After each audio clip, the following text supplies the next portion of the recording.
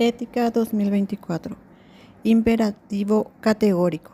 El imperativo categórico es un principio central en la filosofía moral de Immanuel Kant, formulado en su obra Crítica de la razón práctica. Este principio es un mandato incondicional que rige la conducta moral, es decir, una acción que debe realizarse sin importar las circunstancias y los deseos personales.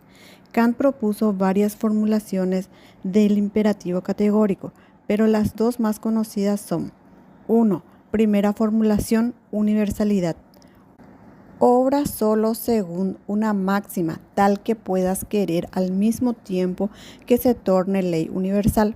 Esto significa que antes de realizar una acción, uno debe preguntarse si la máxima detrás de esa acción podría convertirse en una ley universal aplicable a todos en circunstancias similares. Si la respuesta es sí, entonces la acción es moralmente correcta. 2. Segunda formulación, humanidad como fin en sí mismo. Obra de tal modo que trates a la humanidad, tanto en tu persona como en la de cualquier otro, siempre como un fin y nunca solo como un medio.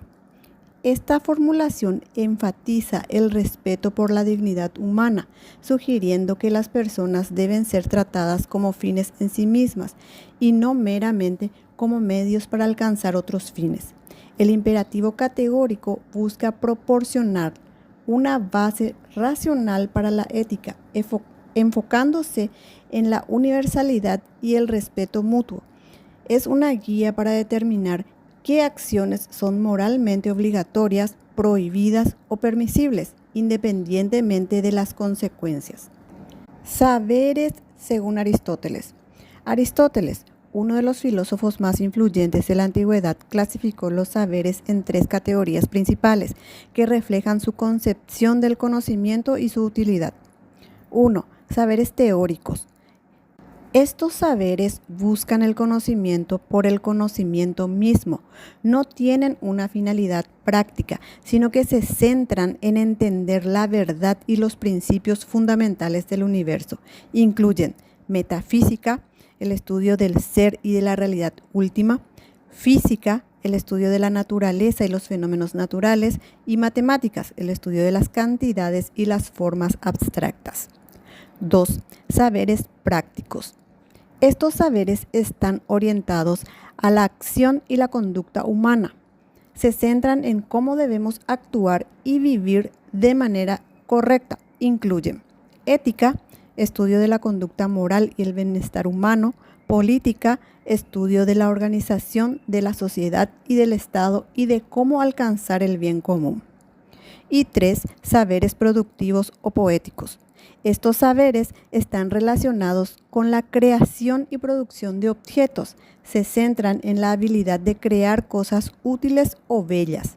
Incluyen técnica, el conocimiento práctico que permite la producción de objetos y herramientas; arte, el conocimiento que permite la creación de obras de arte.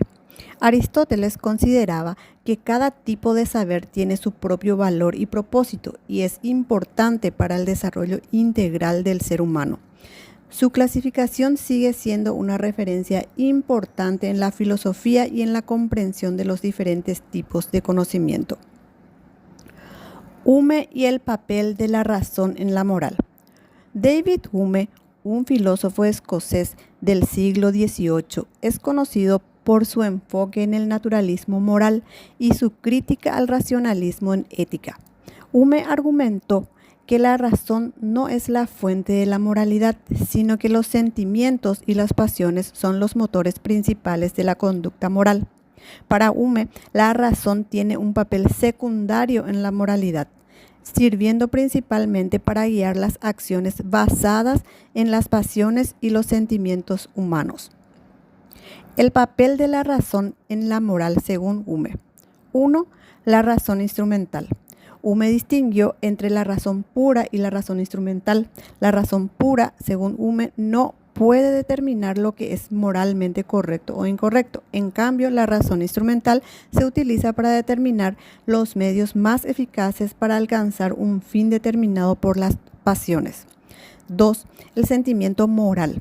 Hume argumentó que los juicios morales se basan en nuestras emociones y simpatías. Por ejemplo, cuando decimos que algo es bueno o malo, estamos expresando nuestras reacciones emocionales hacia esa cosa, no una verdad objetiva descubierta por la razón.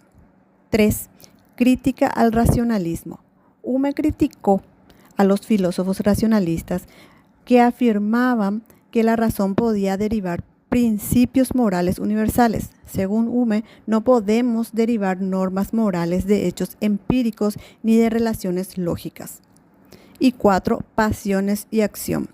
Hume sostenía que las pasiones son las que impulsan a la acción, mientras que la razón actúa como una esclava de las pasiones, ayudando a planificar cómo alcanzar los objetivos que las pasiones desean. Vitalismo nietzscheano. El vitalismo nietzscheano es una corriente filosófica que Friedrich Nietzsche desarrolló para enfatizar la importancia de la vida y la vitalidad como fuerzas primordiales. A continuación, un resumen de sus principales ideas. Principios del vitalismo nietzscheano. Revalorización de la vida. Nietzsche rechaza el mecanismo y el racionalismo predominantes de su tiempo, proponiendo en su lugar una visión de la vida como algo dinámico, creativo y lleno de vitalidad. 2. Fuerza vital. Según Nietzsche, la vida está impulsada por la fuerza intrínseca, que trasciende las explicaciones puramente físicas o químicas. Esta fuerza vital es la esencia misma de la existencia humana. 3. Amor fati.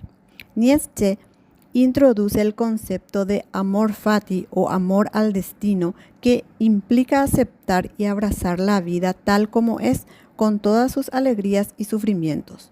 4. Superación de limitaciones.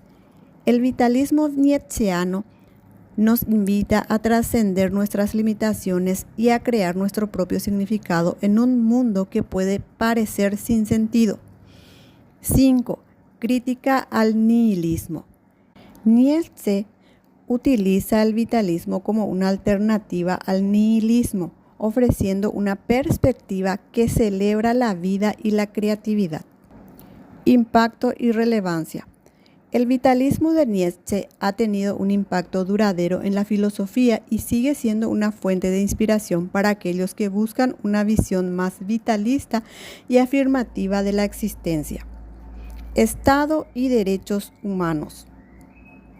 El Estado es una entidad política y jurídica que tiene el poder supremo de un territorio definido. Sus funciones principales incluyen la creación y aplicación de leyes, legislativa, la implementación de políticas públicas, ejecutiva, y la interpretación de las leyes, judicial. El Estado es responsable de garantizar y proteger los derechos humanos de todas las personas bajo su jurisdicción. Los derechos humanos son derechos inherentes a todas las personas sin distinción alguna. Estos derechos incluyen, pero no se limitan a: derecho a la vida y la seguridad personal, derecho a la libertad y la igualdad, derecho a la libertad de expresión y de pensamiento, derecho a la educación y a la salud, derecho al juicio justo. Relación entre el Estado y los derechos humanos. Legislación y políticas públicas. El Estado debe promulgar leyes y políticas que promuevan y protejan los derechos humanos. Cumplimiento y supervisión. Debe asegurarse de que sus instituciones cumplan con los estándares internacionales de derechos humanos. Educación y conciencia. Fomentar la educación en derechos humanos para crear una cultura de respeto y protección. Instituciones de derechos humanos. Establecer organismos independientes que supervisen y promuevan los derechos humanos. Y cooperación internacional. Colaborar con los otros estados y organismos internacionales para fortalecer la protección de los derechos humanos a nivel global. Importancia en la psicología. En la carrera de psicología es crucial entender el papel del Estado y de los derechos humanos. 1. por el contexto social y legal. Los psicólogos deben estar al tanto de los derechos y deberes de los individuos en el contexto de sus prácticas. 2. Por la protección de derechos. Los psicólogos deben trabajar para proteger y promover los derechos humanos de sus pacientes. Y 3. Por la ética profesional. Conocer los derechos humanos ayuda a los psicólogos a mantener una práctica ética y respetuosa de la dignidad de las personas. Este enfoque es fundamental para formar psicólogos que sean conscientes de su papel en la defensa y la promoción de los derechos humanos, así como la construcción de una sociedad más justa y equitativa. Violencia.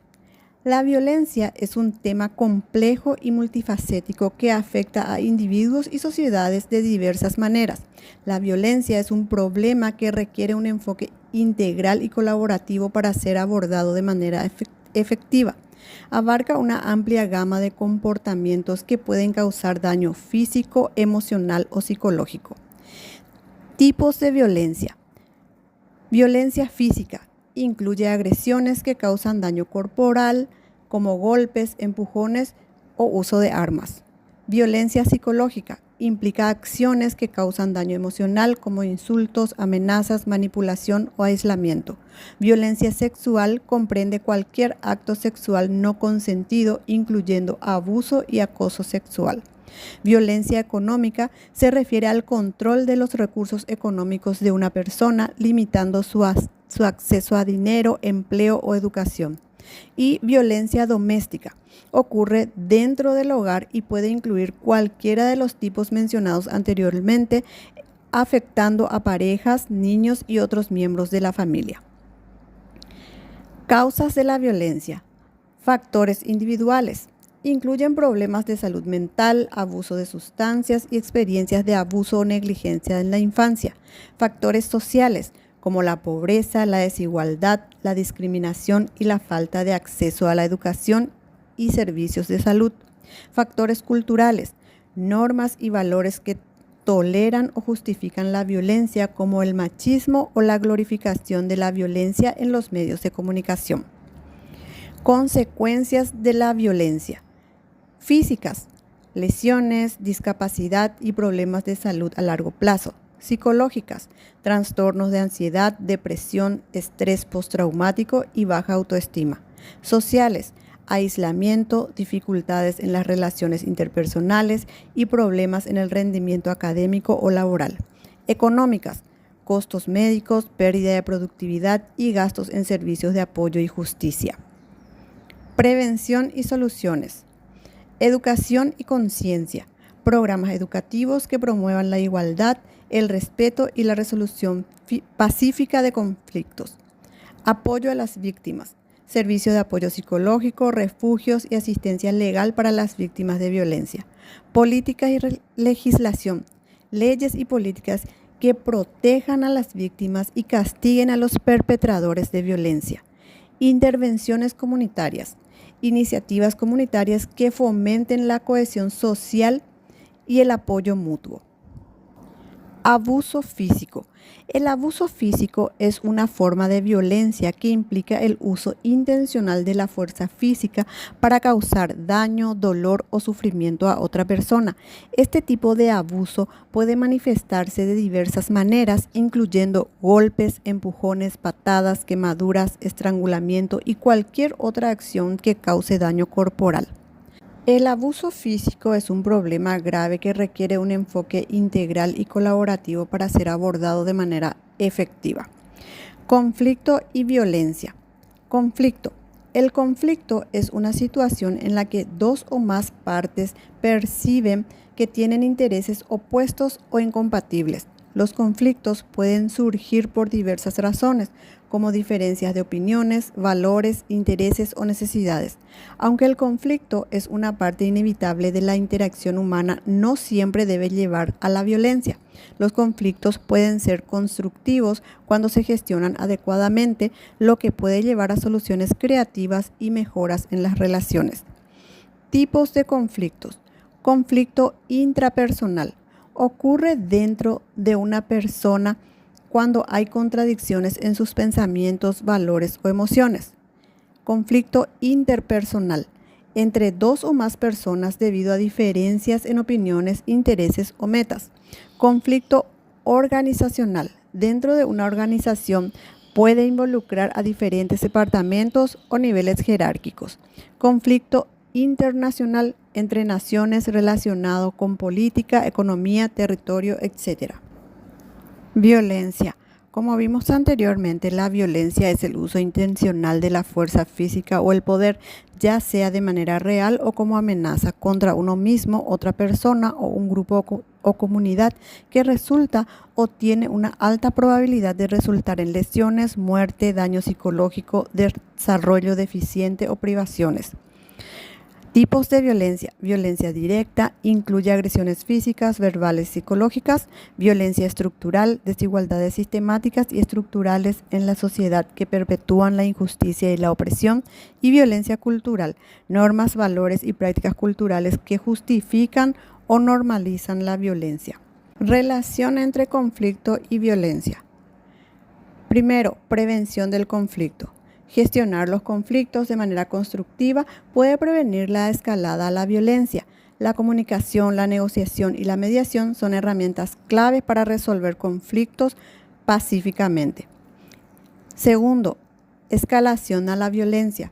Cuando los conflictos no se gestionan adecuadamente, pueden escalar a la violencia. Factores como la falta de comunicación, la desconfianza y la hostilidad pueden contribuir a esta escalada. Y tercero, resolución pacífica. La promoción de la paz y la justicia social, el fortalecimiento de las instituciones democráticas y el fomento de la educación en resolución de conflictos son esenciales para abordar tanto el conflicto como la violencia. El manejo efectivo de los conflictos y la prevención de la violencia requieren un enfoque integral y colaborativo que incluya la participación de individuos, comunidades, organizaciones y gobiernos. 3 violencias según Galtung. Johan Galtung, un sociólogo y pionero en el estudio de la paz y la resolución de conflictos, propuso el triángulo de la violencia para describir 3 formas interrelacionadas de violencia. 1. Violencia directa. Es la forma más visible y tangible de violencia. Incluye actos físicos o psicológicos que causan daño al individuo o grupos, como agresiones físicas, homicidios, violencia sexual y bullying. Es la violencia que normalmente asociamos con el término violencia, entre comillas. 2. Violencia estructural. Es menos visible y se manifiesta en las estructuras sociales, económicas y políticas que perpetúan desigualdades y privaciones. Ejemplos incluyen la pobreza, la discriminación racial, de género y la falta de acceso a la educación y la salud. Esta forma de violencia es más difícil de detectar porque no tiene un perpetrador directo. 3. Violencia cultural. Se refiere a los aspectos de la cultura que legitiman y perpetúan la violencia directa y estructural. Incluye actitudes, creencias, normas y prácticas sociales que normalizan, justifican y minimizan la violencia. Ejemplos son los estereotipos de género, los discursos de odio y la exaltación de la violencia en los medios de comunicación. Interrelación entre los tipos de violencia. Galtung argumenta que estas 3 formas de violencia son interdependientes. La violencia directa puede ser un resultado de la violencia estructural y cultural y viceversa. Por ejemplo, la pobreza y la discriminación pueden llevar a la violencia interpersonal y la violencia cultural puede legitimizar la violencia directa y estructural. Importancia del triángulo de la violencia. Comprender estos 3 tipos de violencia permite un análisis más profundo de los problemas de violencia y facilita el desarrollo de estrategias integrales para prevenirla y abordarla en todas sus formas. Promueve la creación de una sociedad más justa, pacífica e igualitaria. Ley 6293/2019, Ley del Psicólogo, sobre develar información. La ley número 6293/2019 en Paraguay, también conocida como la Ley del Ejercicio Profesional de la Psicología, regula el ejercicio de la psicología en el país. Esta ley establece las normas y responsabilidades que deben seguir los psicólogos para ejercer su profesión de manera ética y responsable. Principales aspectos de la Ley 6293/2019. 1. Registro profesional. Los psicólogos deben estar registrados en el Ministerio de Salud Pública y Bienestar Social para ejercer legalmente. 2. Certificación. Los psicólogos con especialización deben ser certificados quinquenalmente por el Ministerio de Salud Pública y Bienestar Social. 3. Obligaciones éticas. Los psicólogos deben mantener la confidencialidad de la información obtenida durante el tratamiento de sus pacientes. La revelación de información está estrictamente regulada y solo puede realizarse bajo ciertas condiciones, como cuando hay un riesgo de daño a la persona o a terceros o cuando es requerido por la ley. 4. Educación y formación continua. Los psicólogos deben participar en programas de educación continua para mantenerse actualizados en su campo. 5. Interdisciplinaridad. Los psicólogos deben trabajar en equipos interdisciplinarios o multidisciplinarios para brindar una atención integral a los pacientes. Revelación de información. La ley establece que la confidencialidad es fundamental en la práctica psicológica. La revelación de información obtenida durante el tratamiento solo puede realizarse bajo ciertas condiciones, como cuando hay un riesgo de daño a la persona o a terceros o cuando es requerido por la ley. Utilitarismo. El utilitarismo es una teoría ética desarrollada principalmente por filósofos como Jeremy Bentham y John Stuart Mill. Se basa en el principio de que la moralidad de una acción se determina por sus consecuencias, específicamente por su capacidad para maximizar la felicidad o el bienestar general. Principios del utilitarismo. 1. Principio de la mayor felicidad. La acción correcta es aquella que produce la mayor cantidad de felicidad o placer para el mayor número de personas. La felicidad se define generalmente como placer y la ausencia del dolor. 2. Consecuencialismo. El valor moral de una acción se basa únicamente en sus consecuencias. No se considera la intención detrás de la acción, sino el resultado final. Y 3. Imparcialidad y universalidad. El individuo cuenta por igual al calcular la felicidad general. No se debe favorecer a ninguna persona en particular. Variantes del utilitarismo. 1. El utilitarismo acto. Este evalúa cada acción individualmente para determinar si maximiza la felicidad. Se centra en los actos específicos y sus consecuencias directas.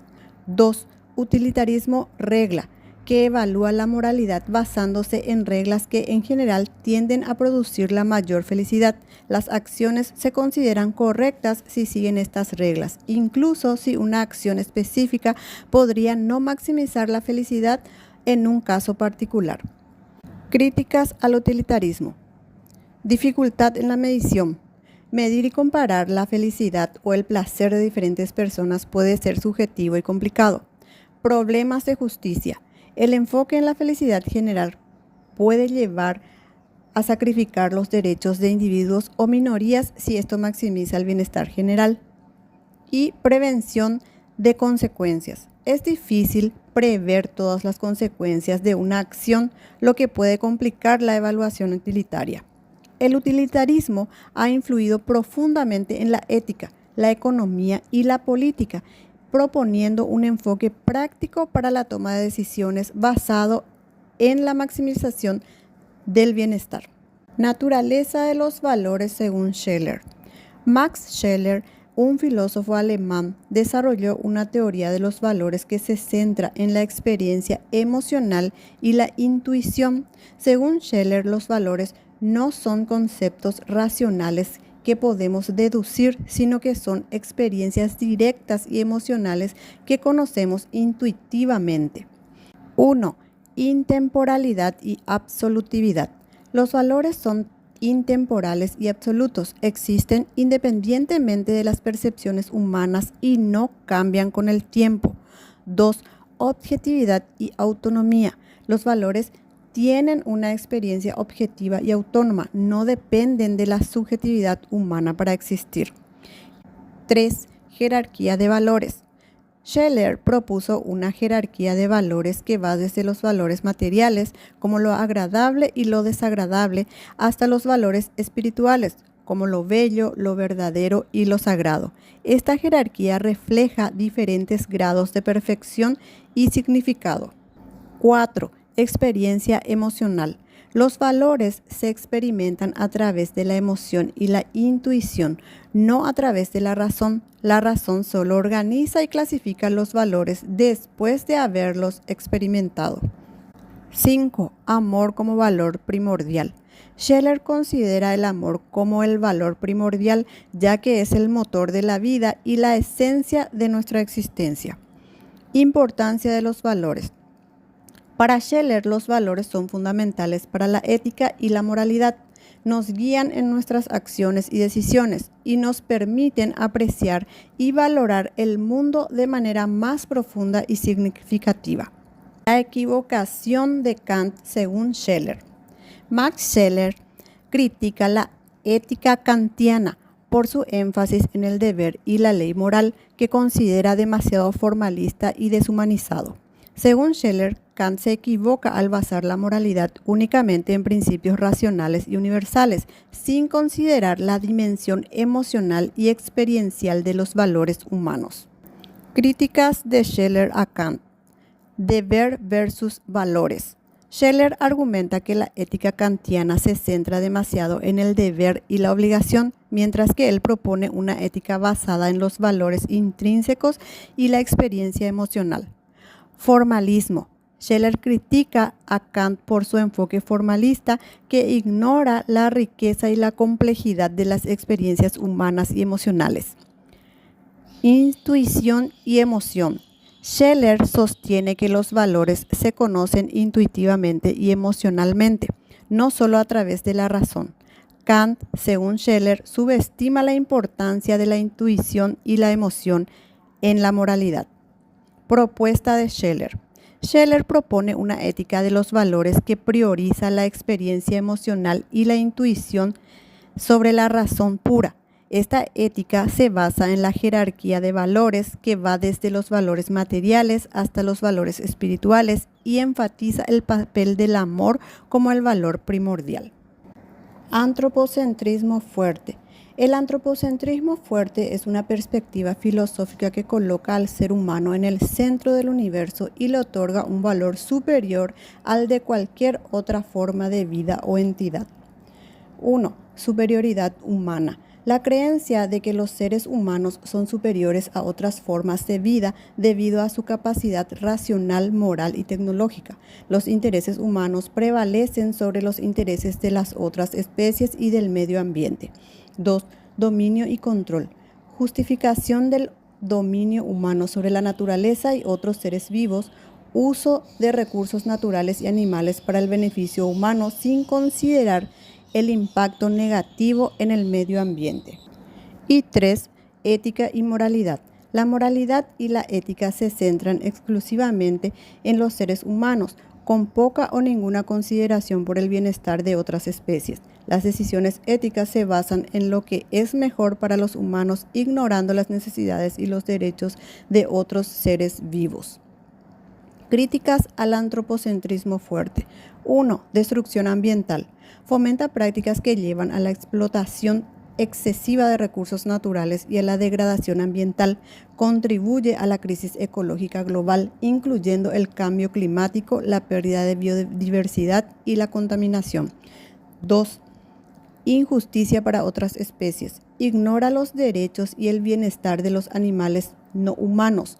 Promueve el sufrimiento y la extinción de especies debido a la explotación y destrucción de sus hábitats. Y 3. Visión reducida de la moralidad. limita la ética a los seres humanos, excluyendo la consideración de la moralidad en relación con otros seres vivos y el medio ambiente. Alternativas al antropocentrismo fuerte. El ecocentrismo propone un enfoque que considera el valor intrínseco de todas las formas de vida y los ecosistemas, promueve la protección y el respeto por la naturaleza y sus habitantes.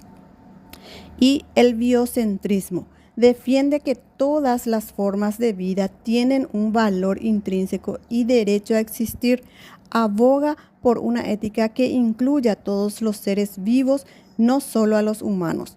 El antropocentrismo fuerte ha sido criticado por su papel en la crisis ambiental y por promover una visión reduccionista de la moralidad. Explorar alternativas como el ecocentrismo y el biocentrismo puede ayudar a desarrollar una ética más inclusiva y sostenible. Aristóteles y tipos de virtudes éticas y dianoéticas. Aristóteles y tipos de virtudes. Aristóteles, en su obra Ética a Nicómaco, desarrolla una teoría ética basada en las virtudes y la vida virtuosa como el camino hacia la eudaimonía o felicidad plena. Aristóteles distingue dos tipos principales de virtudes: las virtudes éticas y las virtudes dianoéticas. Las virtudes éticas. Las virtudes éticas están relacionadas con el carácter y las emociones y se desarrollan a través de la habituación y la práctica. Estas virtudes se encuentran en el término medio entre dos extremos viciosos, deficiencia y exceso. Algunos ejemplos de virtudes éticas son la valentía, el término medio entre la cobardía y la temeridad; la templanza, el equilibrio entre la insensibilidad y la indulgencia excesiva; la generosidad, la virtud entre la avaricia y el derroche; la justicia, la disposición a dar a cada uno lo que le corresponde. Estas virtudes nos guían en nuestras interacciones y decisiones morales diarias, ayudándonos a actuar de manera correcta y justa. Virtudes dianoéticas. Las virtudes dianoéticas están relacionadas con la razón y el intelecto y se desarrollan a través de la educación y el aprendizaje. Estas virtudes son necesarias para la reflexión y el conocimiento profundo. Algunos ejemplos de virtudes dianoéticas son la sabiduría o sopía, la combinación de conocimiento científico y comprensión filosófica; inteligencia o nous, la capacidad de comprender principios fundamentales y verdades evidentes por sí mismas; y la prudencia, phronesis, la habilidad de deliberar adecuadamente sobre lo que es bueno y beneficioso para la vida humana. Las virtudes dianoéticas son cruciales para el pensamiento crítico y la toma de decisiones bien fundamentadas, contribuyendo a una vida contemplativa y reflexiva. Integración de virtudes éticas y dianoéticas. Para Aristóteles, una vida plena y feliz requiere el desarrollo de ambas clases de virtudes. Las virtudes éticas nos permiten vivir bien en comunidad, mientras que las virtudes dianoéticas nos permiten alcanzar un conocimiento más profundo y una comprensión del mundo. La combinación de estas virtudes nos conduce a la eudamonía, el estado de realización y bienestar completo. Posición objetivista de los valores.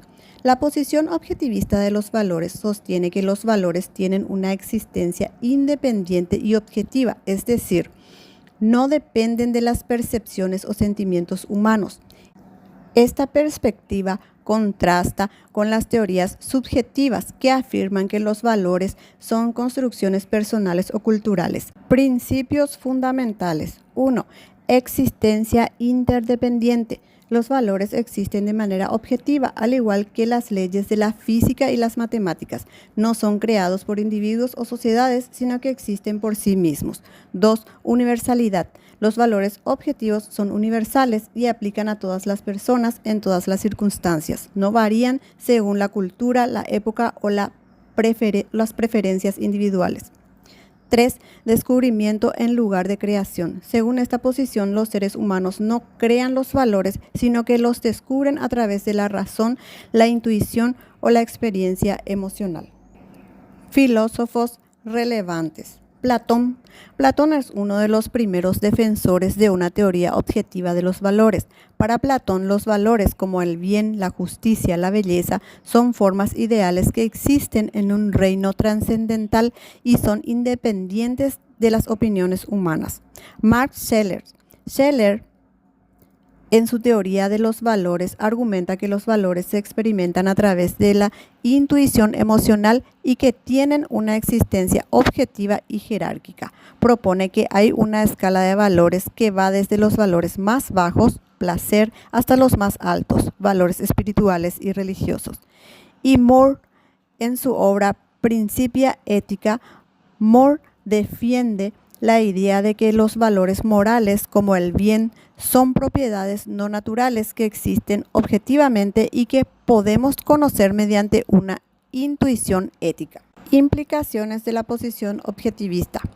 1. Consistencia moral. Si los valores son objetivos, entonces existen estándares morales consistentes y universales que todos deberían seguir independientemente de las opiniones personales o culturales.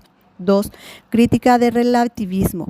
La posición objetivista se opone al relativismo moral, que sostiene que los valores y las normas morales son relativos a las culturas o individuos. 3. Ética normativa. Proporciona una base sólida para la ética normativa, ya que los valores objetivos pueden servir como criterios para evaluar y guiar el comportamiento humano.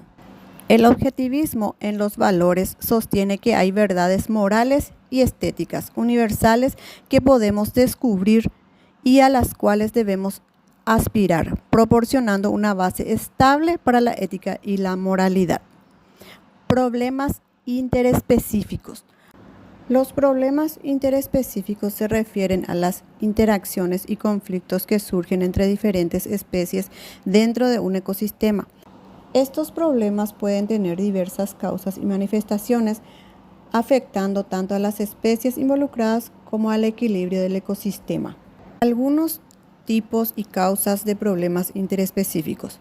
Competencia. La competencia ocurre cuando dos o más especies compiten por los mismos recursos, como alimento, agua, espacio o refugio. Este tipo de interacción puede llevar a la disminución de poblaciones, desplazamientos y, en casos extremos, la extinción de una de las especies. Depredación. La depredación es una interacción donde una especie, el depredador, caza y consume a otra especie, la presa. Aunque la depredación es una parte natural de los ecosistemas, puede causar desequilibrios si una población de depredadores se vuelve demasiado grande o si las presas disminuyen en número. Parasitismo. El parasitismo ocurre cuando una especie, el parásito, vive a expensas de otra especie, el huésped, causando daño a esta última. Los parásitos pueden afectar la salud, el comportamiento y la reproducción de sus huéspedes. Mutualismo. El mutualismo es una interacción beneficiosa para ambas especies involucradas. Sin embargo, la interrupción de estas relaciones debido a cambios ambientales o a la desaparición de una de las especies puede causar problemas para la supervivencia de ambas. Invasión de especies exóticas. La introducción de estas especies exóticas en un nuevo hábitat puede llevar a problemas interespecíficos significativos. Las especies invasoras pueden competir con las especies nativas por recursos, alterar el equilibrio del ecosistema y causar la extinción de especies locales. Causas y factores contribuyentes: cambios ambientales, alteraciones en el clima, la disponibilidad de recursos, la estructura del hábitat pueden aumentar la competencia y el conflicto entre especies. Actividad humana. La deforestación, la urbanización, la contaminación y la introducción de especies exóticas son factores humanos que exacerban los problemas interespecíficos. Pérdida de biodiversidad. La disminución de especies en un ecosistema pueden alterar las interacciones interespecíficas y disminuir la estabilidad del ecosistema. Soluciones y estrategias. Para abordar los problemas interespecíficos es crucial implementar estrategias de conservación y gestión del ecosistema, tales como protección de hábitats, preservar y restaurar los hábitats naturales para mantener la biodiversidad y las interacciones naturales, control de especies invasoras, implementar medidas para prevenir la introducción de especies exóticas y controlar estas poblaciones invasoras, conservación de especies, promover la conservación de especies en peligro y la recuperación de poblaciones debilitadas, educación y concienciación, fomentar la educación y la concienciación sobre la importancia de mantener el equilibrio ecológico y la biodiversidad. La moral y su procedencia. La moral se refiere a un conjunto de normas, principios y valores que guían al comportamiento humano, distinguiendo lo que se considera correcto de lo incorrecto. La procedencia de la moral ha sido objeto de estudio y debate en la filosofía, la antropología, la sociología y la psicología. Las principales teorías sobre la procedencia de la moral. Teorías filosóficas. Moral objetiva, que sostiene que existen principios morales universales y absolutos que son interdependientes de las opiniones humanas. Estos principios pueden ser descubiertos a través de la razón o la intuición. Platón y Kant son defensores notables de esta posición. La moral subjetiva, que argumenta que la moral es relativa y depende de las percepciones y creencias individuales. No hay verdades morales universales y lo que se considera moralmente correcto puede variar de una persona a otra. David Hume es un filósofo asociado con esta perspectiva. La moral relativista propone que los principios morales son producto de las culturas y sociedades. Cada cultura tiene su propio conjunto de normas morales y ninguna puede ser considerada superior a otra. Esta perspectiva es común en la antropología cultural. Teorías antropológicas y sociológicas. La evolución de la moral sugiere que la moral ha evolucionado a lo largo del tiempo como un mecanismo para facilitar la cooperación y la cohesión social. La capacidad de comportarse moralmente ofrece ventajas evolutivas como la formación de alianzas y la mejora de la supervivencia del grupo. El constructivismo social argumenta que la moral es una construcción social desarrollada a través de la interacción y las prácticas sociales. Las normas morales emergen de las relaciones humanas y se transmiten de generación en generación. El funcionalismo. En sociología se sostiene que la moral sirve funciones importantes para el orden social, como la regulación del comportamiento, la promoción de la cohesión y la resolución de conflictos. Teorías psicológicas. El desarrollo moral de Piaget y Kohlberg. Jean Piaget y Lawrence Kohlberg propusieron teorías sobre el desarrollo moral de los individuos. Kohlberg, por ejemplo, describió etapas del razonamiento moral que van desde el egocentrismo infantil hasta la adopción de principios éticos universales. La empatía y emociones. La psicología moderna destaca la importancia de la empatía y las emociones en la moralidad. La capacidad de comprender y compartir los sentimientos de los demás puede motivar comportamientos morales. En resumen, la procedencia de la moral es un tema complejo que abarca diversas disciplinas y teorías. Estas perspectivas ofrecen diferentes explicaciones sobre cómo y por qué los seres humanos desarrollan y siguen normas morales. La moral como opuesto o amoral. Moral. La moral se refiere a un conjunto de normas, principios y valores que guían el comportamiento humano, distinguiendo lo que es correcto de lo incorrecto. La moral es una guía para la conducta ética y está influenciada por la cultura, la religión, la educación y las experiencias personales. Algunos puntos clave sobre la moral. 1. Normas y valores. Las normas son reglas que dictan cómo debemos comportarnos, mientras que los valores morales son creencias fundamentales sobre lo que es importante y valioso en la vida. 2. Juicios morales. Implica hacer juicios sobre lo que es correcto e incorrecto basándose en un conjunto de principios éticos. Y 3. Responsabilidad y obligación. La moralidad implica la responsabilidad de actuar de acuerdo con ciertos principios y la obligación de respetar los derechos y el bienestar de los demás. Amoral. El término amoral se refiere a la ausencia de moralidad. Una persona o acción amoral no sigue normas morales porque no las reconoce, no las considera relevantes o carece de conciencia moral. Algunas características clave de la moralidad incluyen: 1. Indiferencia moral. Una persona amoral no hace distinciones entre lo que es correcto e incorrecto desde un punto de vista moral. 2. Ausencia de juicios morales. No evalúa sus acciones ni las de los demás en términos de bien o mal. Y 3. Falta de responsabilidad ética. No siente la obligación de adherirse a principios morales ni de asumir la responsabilidad de sus acciones desde la perspectiva ética. Relación entre moral y amoral. 1. Contraste ético. Mientras que la moral se basa en la distinción y la evaluación de acciones como correctas o incorrectas, la amoralidad es la ausencia de tales distinciones y evaluaciones. 2. Influencia social. La moralidad está influenciada por normas sociales y culturales, mientras que la amoralidad puede surgir de la falta de socialización o de una postura deliberada de ignorar las normas morales. Y 3. Conducta humana.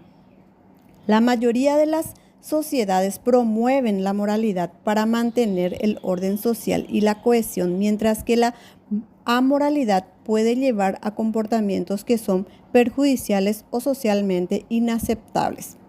Conclusión. La moral y la amoralidad representan dos extremos opuestos en el aspecto de la ética humana. Mientras que la moral proporciona una guía para el comportamiento ético y la responsabilidad, la amoralidad se caracteriza por la indiferencia o ausencia de tales principios.